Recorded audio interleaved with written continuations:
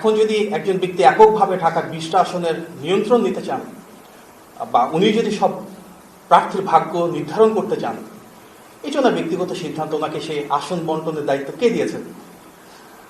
আমরা বিশ্বাস করি জনগণের ভোটে নির্ধারণ করবে কারা বিজয়ী হয়ে আসবেন, জনগণের ভোটে নির্ধারিত হবে কার জনভিত্তি কতটুকু।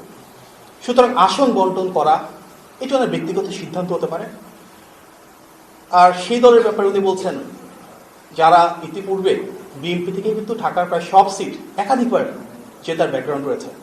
আর সবার প্রতি সম্মান প্রদর্শন করে বলছি, তিনি যে দলের প্রতিনিধিত্ব করছেন আমার জানা মতে ঢাকায় তারা কখনো কোনো সিট সেভাবে জিতেননি। সুতরাং উনি ওনার ব্যক্তিগত মতামত দিতে পারেন, সেটা একান্ত ওনার ব্যক্তিগত সিদ্ধান্ত। তবে মুখরোচক কথা বলার সংস্কৃতি থেকে মনে হয় আমাদের বেরিয়ে আসা উচিত। টানা তৃতীয়বার অর্জন করেছে দেশের সেরা সুপার ব্র্যান্ড স্বীকৃতি বসুন্ধরা টিস্যু।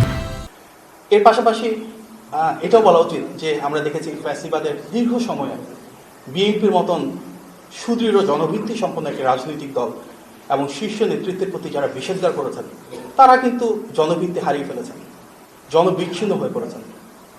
আগামী বাংলাদেশে আমরা ইতিবাচক রাজনীতি চাই।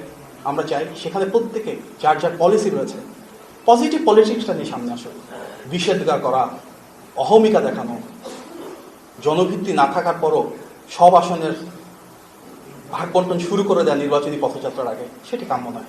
দেখুন, ঢাকা 15 আসনের ক্ষেত্রে আমরা দেখেছি যে বিএনপি প্রার্থী শফিউল ইসলাম মিল্টন তিনি গতকালকে একটি সংবাদ সম্মেলন করেছিলেন। সেখানে তিনি বিভিন্ন ভিডিও, তথ্য এবং উপাত্ত উপস্থাপন করেছেন এবং নির্বাচনী আচরণবিধি কিভাবে ঢাকা 15 আসনে জামাতের যে প্রার্থী তিনি লঙ্ঘন করছেন সেটিও কিন্তু জাতির সামনে সুস্পষ্টভাবে উপস্থাপন করেছেন।